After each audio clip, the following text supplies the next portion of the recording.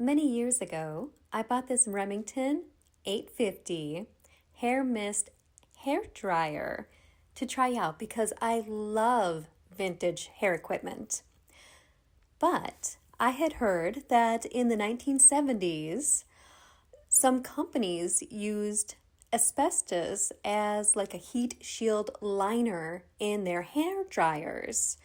And so I looked online and found that the PD 850 has asbestos, but I wasn't quite sure if this one had it or not, considering that the PD 850 didn't have the misting feature, but this one does. So sadly, I'm not going to try this out. This color is so reminiscent of the 1970s, but what color exactly is it? Gold?